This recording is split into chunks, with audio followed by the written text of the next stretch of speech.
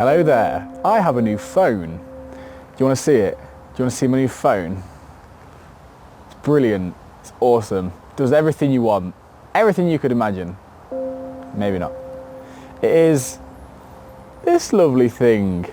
It's a Nokia 105 and I can hold it in my hand like this. I've downgraded. I used to have a smartphone. I do technically still have a smartphone. I'm filming this on my smartphone. However, I have decided to take the SIM card out of my smartphone and stick it in this bad boy.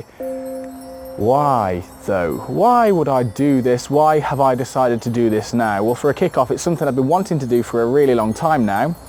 The effects of technology and specifically smartphones, having super powerful computers in our pockets, the effects of that are apparent when you're in any social scenario where you don't know many people in public, okay? So if you were to go out, you'd notice this.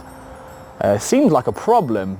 You know, I mean, it's important when we're talking about technology here. Before I jump on the bandwagon and say everyone should get rid of the smartphones, I am not going to say that. I'm actually going to say that technology is important. Technology is amazing. And to be very honest with you, we need to get into the habit of building a healthy relationship with technology. Specifically, I'm talking about smartphones. We have Wikipedia. We have such amazing, vast libraries of knowledge available literally at our fingertips. So before we jump on the bandwagon and say we should get rid of smartphones and how terrible are they, let's take a moment to actually pay attention and acknowledge the wonderful things that they offer us. Maps, music, ceaseless entertainment for when we need it. Social media can have many, many benefits. It can enhance our personal relationships. All that stuff. And it's important not to fall into the trap of old ways of thinking.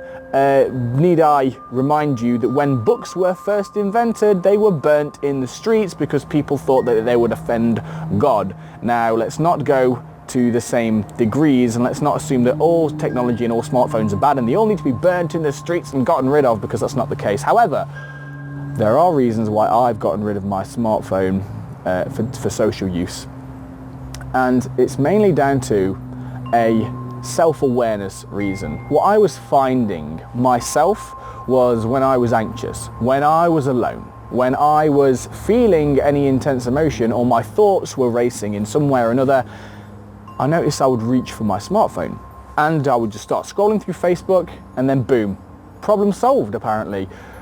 It would happen with alarming regularity, and only this past sort of 2-3 weeks I've become really aware of this, especially when I go into my pocket, pull my phone out, scroll, check my notifications on Facebook, put it back in my pocket, and then at one point, less than 3 seconds later, I'd reach for my pocket again. It seemed like an automatic, unconscious response. Like my brain is now not hardwired, but my brain is now relying on this for some social validation. You know, your brain craves rewards. It releases dopamine and all these other feel-good hormones when it, when it achieves something or receives something that benefits it. So if you solidify these patterns of behavior, then it's only going to repeat. It's only going to strengthen that desire, that need neurologically that your brain has of this thing. So this is what I found was happening to me. Also, I was finding that my curiosity for this reality was waning a little bit. My curiosity was being replaced. It was being replaced for a curiosity of what was going off on this little screen, you know, in my entire sphere, in my entire 360-degree view of reality in terms of sights, sounds, smells, touches, emotions, thoughts, and all these things.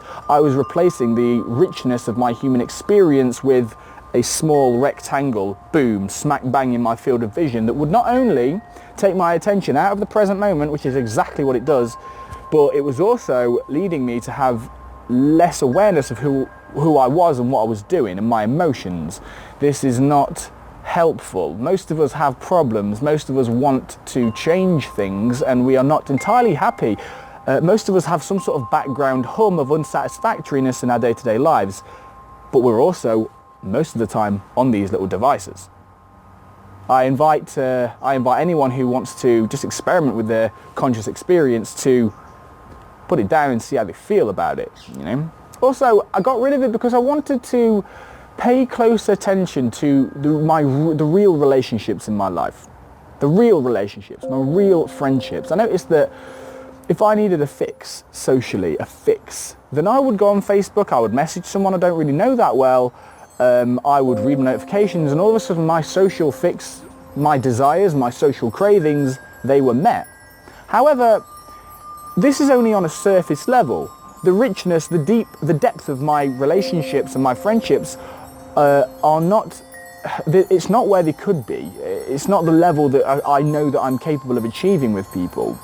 When you are so used to just going on your phone and typing a few uninspired messages to people, where does that leave room for having deep, heartfelt conversations with people about what's happening in their perspective of all this, you know?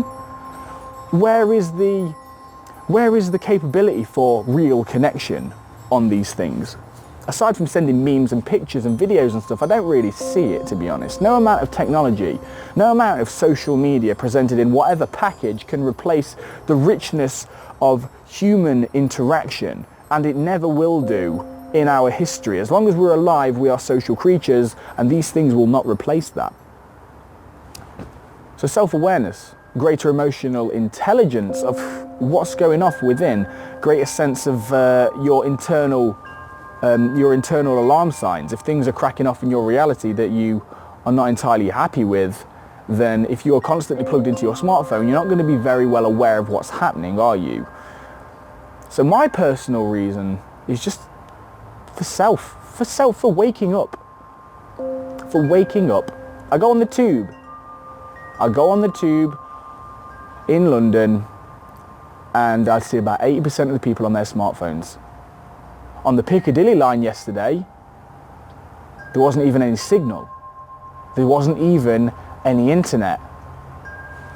Yet they were so plugged in, these habits were so deeply ingrained that the idea of putting the phone in the pocket and looking around and perhaps even talking to someone was a far-fetched idea. So none of them did it.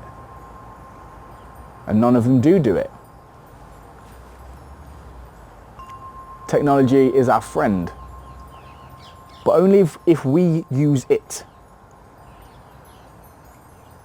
not letting it use us. That was the video. Thank you very much for watching, guys. I massively appreciate that. Share the word, spread the word for me. Free your Zen. It's a new name. It's no longer Oliver Cowlishaw, just because there's too many syllables, and it's too hard to say to people who don't even know what Taoism even is, which will be in a video coming up in the next few weeks. Free your Zen. You all have Zen within you. You all have that Zen state. Let's just find it, shall we? Let's free it from its human mind-created walls and be happy and content in this existence together. Thank you very much. Take care, peace and presence. Fare thee well.